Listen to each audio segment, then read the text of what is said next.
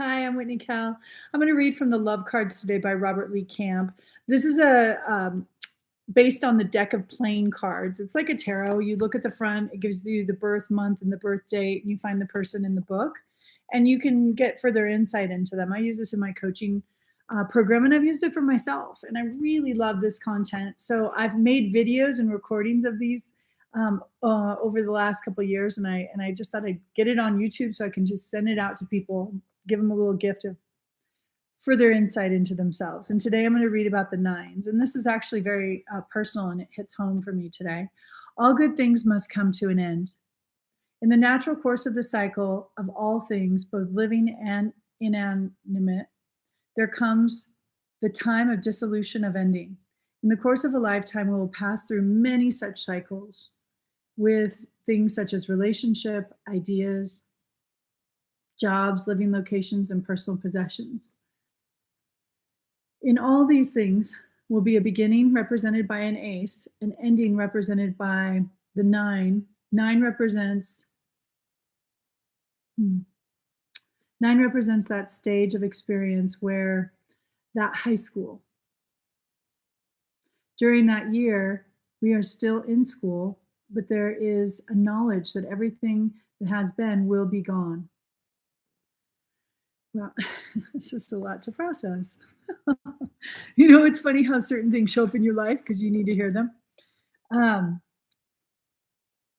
Okay.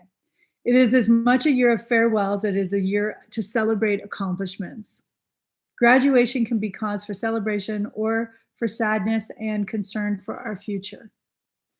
As with all things, our personal attitude determines how it will be experienced by each of us.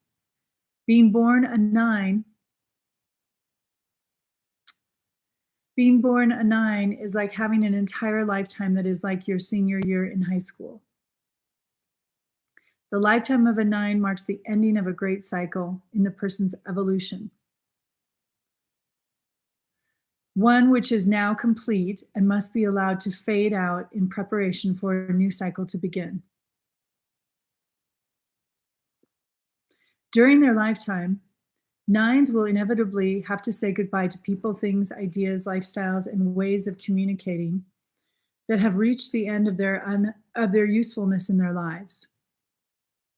But whether this lifetime is looked upon with joy and celebration or with sadness and feelings of loss and trepidation about the future will again depend on the individual.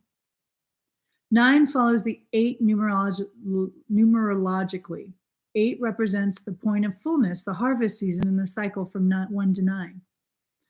Once we have tasted the fullness of the 8 and harvested it for all its value to us, we enter the 9 stage of death and decay. Being a 9 is sort of like the field of wheat that has already been harvested. There is nothing there but the remains of a bountiful crop. The suit of the 9 person will give us insight into the area in which they have reached a point of fulfillment. For the 9 of hearts, there is completion with key relationships and ways of loving others. The 9 of clubs will let go of beliefs, ideas about life and themselves, and ways of communicating with others. The 9 of diamonds will find that things and people they value will be taken away or at least need to be released. I think we've all been through this phase in our life. I'm in one right now. The 9 of spades in many ways has the strongest burden. They need to sublimate their will to the will of God. I hear surrender. They will have to let go of power struggles. I release control. With others, let go of power struggles with others as well as things related to their lifestyle, health, and occupation. Like a person who is moving to a new house and holding a garage or yard sale where they sell their possessions at a fraction of what they are worth, the 9 person will be seen giving things away throughout their life. Indeed, a 9 is never truly fulfilled unless they find ways to give of themselves to others. Many of them take this to the highest level and become saviors of humanity. Wow. Many great spiritual leaders and teachers have 9s as their birth card. Often it is the utter frustration with all the disappointments in their personal lives that motivates 9s to take on such cosmic or universal work. Wow. In many ways, the 9 tries to do things just for themselves. They reap untold misery and pain.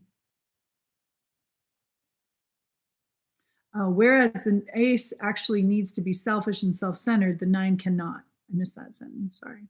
Each time the 9 tries to do things just for themselves, they reap untold misery and pain. It simply goes against the grain of their soul's essence. 9 is the second and last of the spiritual numbers. 7 being the first, like the 7, the 9 must follow a path to be completely fulfilled. And often the path is the exact opposite of what is believed and taught in our society. Thus, early life can be very confusing for the 9 person who tries to approach life in the traditional manner and meets up with repeated failure. The conscious ones catch on quickly and realize that they are different and need different motivations in order to have a successful life. 9s can develop strong victim savior complexes, and all of them exhibit this to some degree. 9s represent the letting go of our personal desires and identity and merging ourselves into the universal consciousness. How can I serve is what I hear. And when I serve, it gets me out of my stuff. In this regard, the 9 person often identifies themselves with a great purpose, that of saving the world in some way. Instead of just thinking of themselves and their own personal needs, the 9 person now identifies with the world at large. I just want to say this is why I read this stuff, because it helps. This is where I'm at.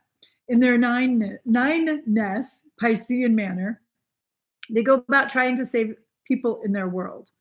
They are soft-hearted and gentle and are there for you if you need a shoulder to cry on or someone to sympathize with your problems. They will nurse you back to health and will accept you when no one else will. However, there are 2 big problems with the savior complex that many 9s exhibit.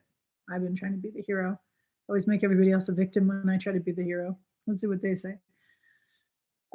First of all, it represents a complete denial of our personal power. If a 9 person is out to save you, they are, in effect, telling you that they are incapable, that you are incapable of taking care of yourself. Yeah, this is the victim triangle. Whether those words are actually used or not, that is the underlying message of saviors of all kinds. Secondly, in most of the cases, the 9 person has not yet resolved their internal conflict about their own personal needs and the needs of the world that they feel compelled to resolve as part of their life's work. A lot of confusion can occur for the 9 person because they have a hard time separating their personal motives from their universal motives. This often creates a scenario where the 9 person professes to be motivated from the purest of intentions, such as saving the world or saving individuals, when in truth, they are often selfishly motivated. Just like the rest of us, 9s get afraid, and some of them thirst for power or fame or wealth. Ultimately, their true motivations are revealed, or the person they are trying to save resents being labeled a failure and rebels against them. I've had many lessons with this. There have been some 9s who genuinely make a selfless contribution to the lives of others, and all of them experience truly selfless acts at times during their life. It is the 9's personal challenge to make clear distinctions between their selfish and selfless actions, thoughts, and words. This is especially true right now as we see the end of the age of Pisces and the beginning of the age of Aquarius. It's the age of Aquarius. The 9 energy and the Pisces energy are one and the same. The clarity of the Aquarian energy will help all 9s make this important distinction in their life. 9s that are accessing the power of letting go, that is inherent in their birth chart, birth card, are happy and somewhat carefree. I'd like that. I'm so glad that the 9s are happy and carefree. I want that. They are giving and less attached to people and things in their life. I think it's the lack of attachment that allows you to be free. They have a look of wisdom on their face. They understand life as no others can because they see well beyond their personal identity to the broad picture of the universe. The compassion they exude is real and comes from having consciously passed through many endings. Their happiness is real because it is not based on the acquisition of anything or person. It is based on the knowledge that they are in tune with the will of God and the cosmic flow. Powerful. So this is the 9's. Now, everyone has these different cards that their birth date attaches them to, but also we have different planets that move through our chart. And so, like right now, I feel like I'm in the 9 of letting go. And so I think we're all at some point, and each of these cards, and they can apply to us at different places. But I got to just say, just reading this helped me so much. And I'm really grateful that I am completing this project. I've got a few more to go. And if you want to know more about your birthday, I'm putting the birthdays that are connected to the 9 below. But I think reading all the cards is very helpful. And that's what I'm doing with this project. I hope this landed for you in a positive way and you are enjoying a beautiful day. Cheers.